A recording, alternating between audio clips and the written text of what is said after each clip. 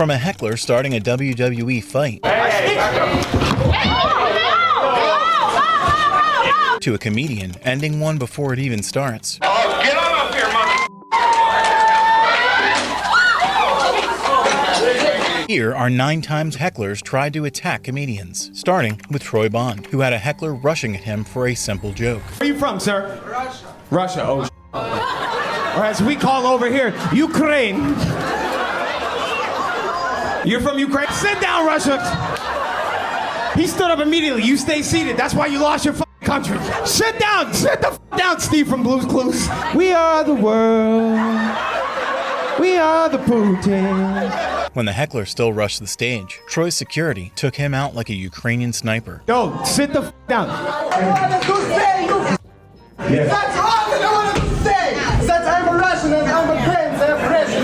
You look a lot like Hitler. Important. Relax. I know, he came here to relax. I got half a Prozac up my asshole right now, dog. What the Thank you for having my back. You were ready to go, dog. And just like Troy changed his mind about Russia. Well, if anything made me not a communist anymore, it's watching capitalism kick their ass out. This next woke heckler tried to change Joe Rogan's mind on feminism after getting triggered by his anti-feminist set. Hi, I'm Lydia Lunch. I think I'm just getting material here, so I thought I'd cut in. You said what? I think I'm just getting material here, so I thought I would just cut in. Sorry, it's not really working though. I love your routine. I'm not a comedian. I deal with tragedy, but we have similar subjects. You know, the way that you talk about women, I talk about men. And it's serious. It's great. When the heckler continued her disrespect, however, it wasn't too long before Joe lost it. I'm not with these clownish impersonations of women with no brains but lots of beauty. Well, the ones that are smart are Look never. in my eyes when you're talking to me. I know, exactly. I always do that. I don't think so, Joe. Yeah. Oh yes, I do. Stop the dumb intimidation stuff. I was thinking. I'm allowed to think. I know. I think I looked down. Don't go attacking me. Despite Joe trying to educate her on manners, the heckler resorted to empty threats instead. No, it's because you try to tell people what to do. Don't tell people where to look. That's not how you communicate with adults. You don't tell them, look in my eyes. I'm not your dog, and I'm not a little kid. No, you don't talk to people like that. That's dumb. That's not gonna Pull my work. cigarette out of his nose, but that's okay. Gotta do it. I know. So don't threaten it. I'm not threatening. This is dumb. The second she crossed physical boundaries, however, Joe instantly shut her down. No, I'm not on cigarette talk to you. You saying you're gonna burn me with your cigarette? You're not burning anybody. That's dopey talk. That's dopey dumb talk. You're not burning people. What are you, f***ing tough? You're gonna burn people? You're an out-of-shape older woman. You're not burning anybody. Out of shape younger woman. I'm in very good shape. I bet you are. Just keep working Yeah, on don't it. touch me. Don't touch me. And before ending the exchange, Joe dropped a reality check the woman's account desperately needed to cash in. I don't think you're cool. I was nothing but cool to you until you started trying to tell me what to do. Why? Because you're insecure and you're used to people paying attention to you. Immediately you come over to me, you have to tell me about your act and what you do and you do and you do. How about just talking as a human being? You ever try that? Just talking. Stop telling people what to do. Yeah, I'm screaming at you because you need to hear this shit. Because you're always dominant over people, aren't you? Joe stopped the situation from escalating further, unlike Johnny Mitchell, who found himself in a fight he never signed up for. You snitched. Hey, you snitched. That's how you got out of your bit, bro. I took that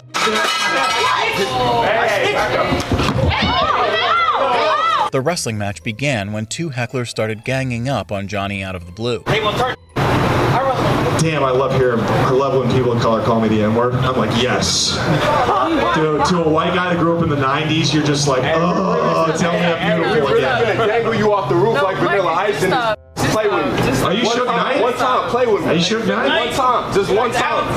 Just one time, I dare you. When the heckler didn't quiet down, though, Johnny converted the heckles into ammo for his set. I like you, bro. I f***s with you. Oh, why him? Why him? Because he has a kindly face, he's not interrupting the show, and he's laughing. It's with a very beautiful, nice girl. I'm on a coupon. Can I have a coupon? Damn, you're bragging that you paid with a Groupon in front of your chick? Wow, you've given up, dude.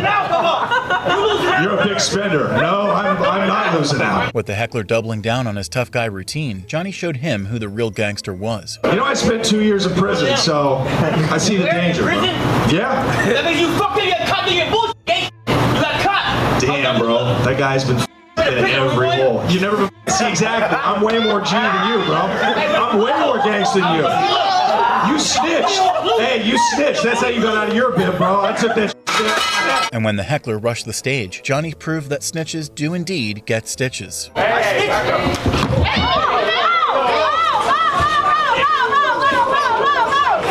This heckler at least had the decency to initiate a direct brawl, unlike this next one, who cowardly attacked Ariel Elias by throwing a drink. I'm so insecure, I went and got an ID.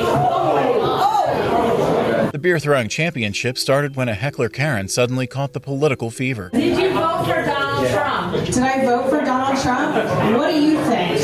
No. Okay. Here's a question for you. Why would you ask me that in here knowing I'm the only Jew in this room? Are you trying to get me killed? But when the Karen revealed her left-hating MAGA hat, Ariel quickly shut her down. Guys, everybody vote for whoever you want to vote. I don't care who you voted for. I'm just happy we're all here together. So you voted for Biden? I don't know. Why does it matter? Yeah, so what? Why does it matter? I can just tell by your jokes you voted for Biden. Why are we going I can tell by the fact that you're still talking when nobody wants you to that you voted for Trump. Despite the whole crowd turning on her, the Karen still chose to dig her grave. I did ask if anybody had any questions. I didn't think it was going to be... That's on me. That was on me for thinking I could have a human interaction with somebody. That's my fault. No, look, I'm such an insecure person. Here, I'll tell you the rest of that bit, and then we'll move on. I'm so insecure. I went and got an ID. Instead of letting it ruin the set, Ariel made lemonade when life threw lemons at her. Are you kidding me? Yo, I'm never coming out with this group of people ever again. Straight up. While Ariel handled everything with composure, the same can't be said for Kenny Moore, who gave an assaulting heckler the exact treatment he asked for. Oh, get on up here, mother.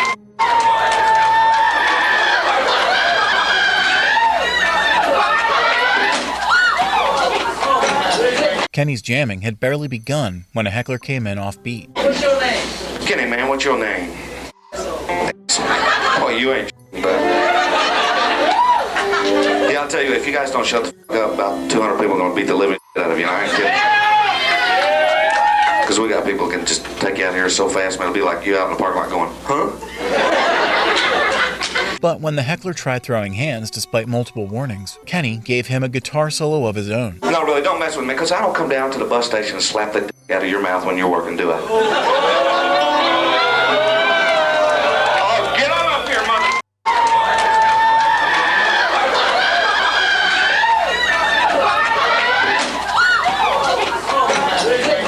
Give me security. Unfortunately, the same hypocritical crowd that cheered Kenny's defense flipped their tune after he actually did it. I'm sorry, man. The guy came at me. What do you think, folks? No way. Okay, show. That was unnecessary. While Kenny's crowd did a complete 180, Grant Lyon won his over when he took a wrestling heckler's hit like an absolute champ. What are you gonna do about it? Oh, I'm not backing down, bro. I did not back down 1 inch there. See how much bigger this dude is than me? I don't give a f***, all right? Grant's set started going left field when wrestler Paul Lee and his friends kept interrupting him. Was she hot? I wasn't role-playing. The joke is about Spotify. What do you mean? You're like, was she hot? There was no girl in this scenario. You made the girl up. I worked with you on this thing.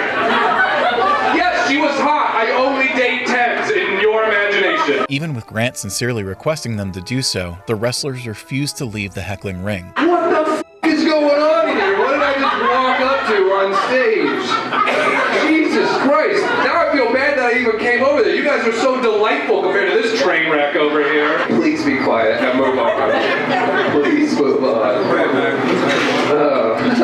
I'm a pretty boy? Oh, okay. So you're admitting you think he's pretty? With most of his set ruined now, Grant took the chair to Paul's macho gang instead. You guys are the most delightful crowd ever. You just think. The comics laughed at that because they know how much I want to kick you in the goddamn teeth right now. Yeah, that's not even a joke. I mean, I'm not going to because you fight for a living. I mean, but let's be honest, you fake fight for a living, all right? But when Grant's fake wrestling truth hurt Paul, he did the most unmanly thing possible. You're gonna come up here? Are you actually gonna come up on stage? What are you gonna do about it? Oh, I'm not backing down, bro.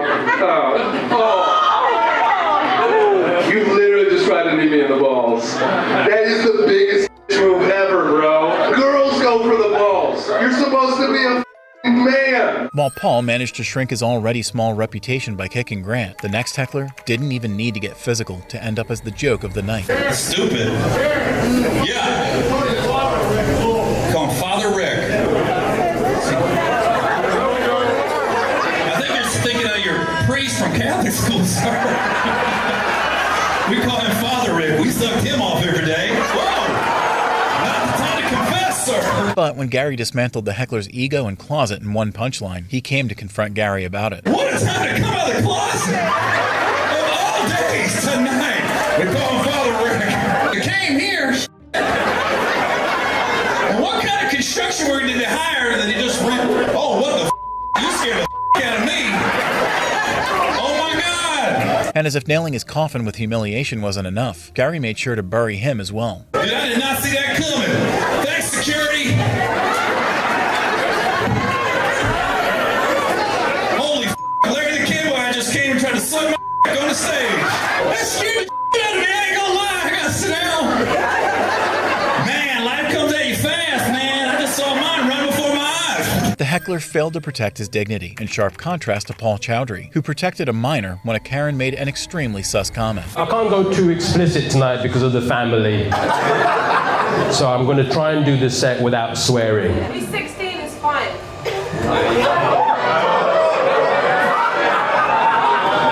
He's 16, it's fine.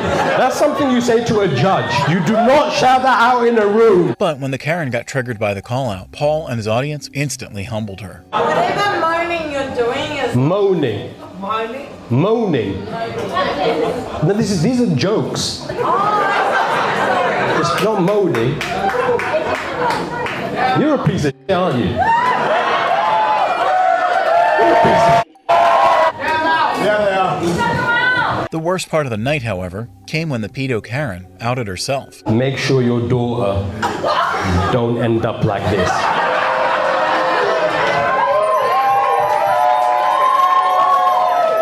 And make sure your son don't end up with a girl like this. You mean happy and satisfied sexually? I didn't say anything about And Paul clocked Miss Epstein on the spot. We're talking about a 16-year-old boy. And you're talking about satisfying him. What kind of piece of shit are you? Mrs. Cosby right there. Yeah, now she's apologizing to the mother. Instead of apologizing to him, the Karen doubled down on her threats, only for Paul to show her 0.1% of his power. I will come up there and I will f you up, sir. You're gonna come up here and f me up. You're gonna come up here and f me up. You see what I did there? That was to show you what I would do to someone if they tried to f with me. And before finishing his set, Sonic Paul annihilated female Diddy once and for all. I didn't even have to touch him. I threw a sonic boom on him and he fell down. And you want to f me up because I defended a 16-year-old boy. I will call you a f***ing idiot.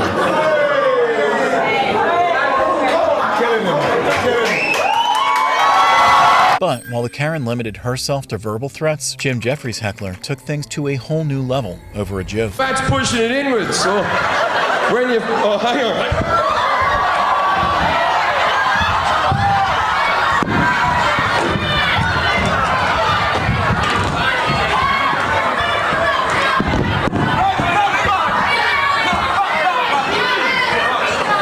Even after taking several brutal hits, though, Jim still decided to show up. All right, that's not going to help, really.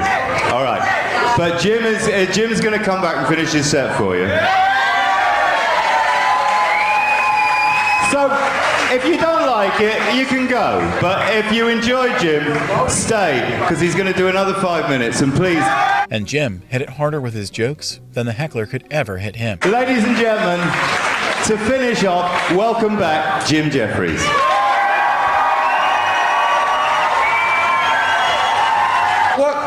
you don't know is that I employ that bloke for when gigs are going badly. Now that his head was straight, however, there was one question that haunted Jim. You know what's really weird? What was he offended by? Does he have a really weird looking c***? Because that was the material. Don't you say that about my c***. And before the curtain call, Jim dropped one last line, making the best out of a bad situation. If you've enjoyed my show, which some of you have, right?